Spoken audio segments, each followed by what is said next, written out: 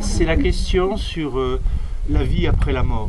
Donc on a pu se purifier dans notre vie, avoir des moments d'éclaircie, d'éclair, au moment de notre mort. Au moment de notre mort. Effectivement, là peut-être que je suis allé trop vite. Au moment de la mort, j'ai parlé un peu comme le Christ qui va tout de suite, je dirais dans l'infini de la lumière. Et c'est là qu'effectivement on parle dans toutes les traditions de ces états intermédiaires. C'est-à-dire que nos pensées, donc il y a ce corps physique, matériel, mais il y a aussi notre corps énergétique.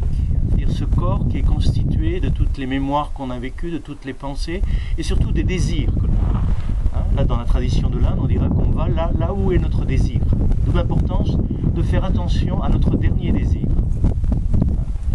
Enfin, là, il faudrait méditer tout le Bardo Thodol, de voir comment on accompagne quelqu'un pour orienter son désir vers la lumière. Une lumière qu'il a déjà connue pendant les temps de méditation, qu'il a déjà connue peut-être dans des moments de sa vie. Donc d'orienter et de ne pas permettre à la personne de ne pas s'attacher, de ne pas s'agripper au connu à ce qui a été vécu. Et là, on dira que pour certaines personnes, eh bien, l'attachement est tellement fort qu'ils n'arrivent pas, à rejoindre cette vie infinie. Ils restent, je dirais, non seulement dans leur corps physique, accrochés à la vie mortelle, mais dans leur corps énergétique. Donc là, ils vont avoir à traverser tout ce monde des mémoires, tout ce qu'on appellera le monde du karma. Alors là, il y a deux grandes possibilités, mais ce sont toujours deux hypothèses, deux façons de se représenter les choses.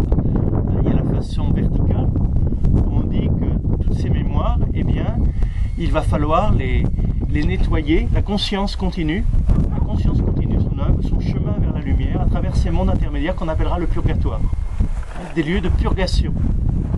Et là, certains fréquentent, c'est aussi des témoignages qu'on a, les âmes du purgatoire, donc des personnes qui sont dans ce monde intermédiaire, qui ne sont pas dans la pleine lumière, qui ne sont pas unis à la source de l'être, mais qui sont restés bloqués, je dirais, dans les conséquences de leurs actes, à la verticale. Et puis il y a l'explication, il y a le purgatoire à l'horizontale, on dira c'est la réincarnation. C'est-à-dire que là, de vie en vie, on va se nettoyer. Mais le but, c'est toujours moksha, c'est toujours la libération. Et c'est toujours, le but, c'est toujours la résurrection. C'est-à-dire l'au-delà du temps, l'au-delà du samsara. Et là, rappelez-vous, Ramana Maharshi, donc là on est bien dans la tradition de l'Inde, à qui on demandait où est-ce que tu vas au moment de ta mort. Et on pensait avoir quelques informations justement sur ces vies intermédiaires, sur ces vies passées ou ces vies intermédiaires. Et vous vous rappelez que ça répond « Je vais là où je suis ». Je vais là où je suis depuis toujours.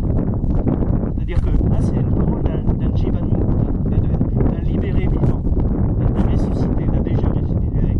Il a déjà, dans cette vie, fait l'expérience du « je suis », qui est là toujours, qui était là avant nous, qui est la grande vie. Il a plongé sa vie mortelle, son ego, son moi, dans la vie éternelle, qu'on peut appeler le soi, qu'on peut appeler l'être. Et donc pour quelqu'un comme lui, effectivement, le moment de la mort, il laisse être je suis. Il laisse les enveloppes de je suis, des enveloppes terrestres, des enveloppes psychiques, des enveloppes énergétiques, et ne demeure que l'esprit.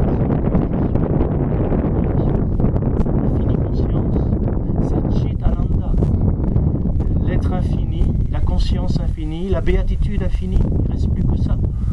Non.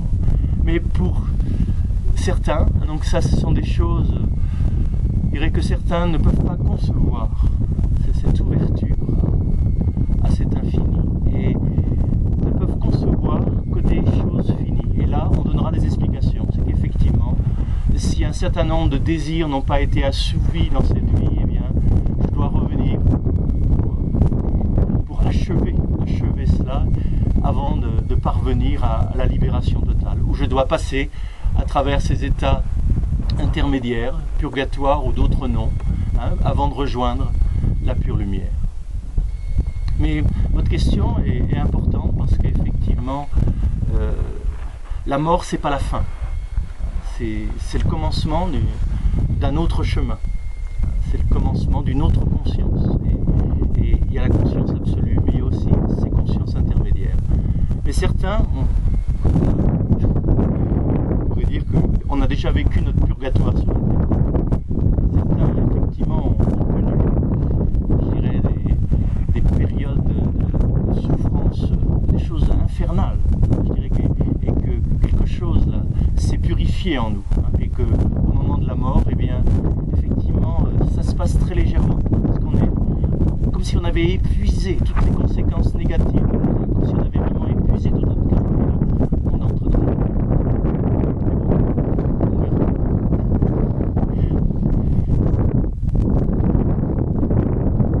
Un petit moment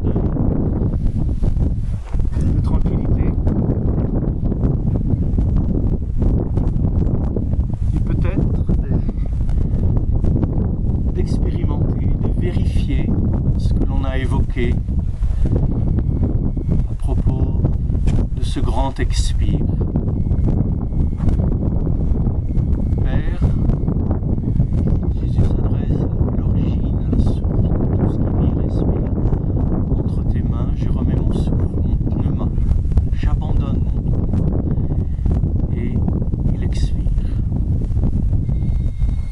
Et là, il entre dans un autre état de conscience, dans un autre niveau de réalité, au fond de l'expire, au-delà de l'expire.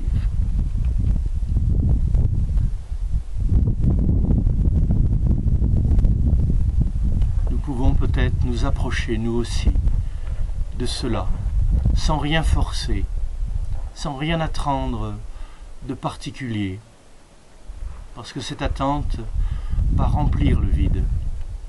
Cette représentation va nous empêcher de goûter simplement ce qui est.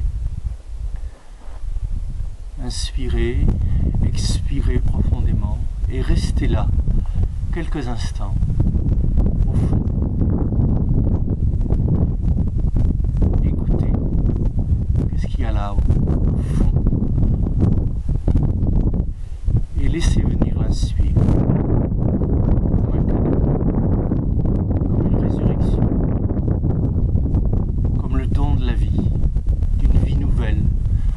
Un souffle que l'on n'a encore jamais respiré.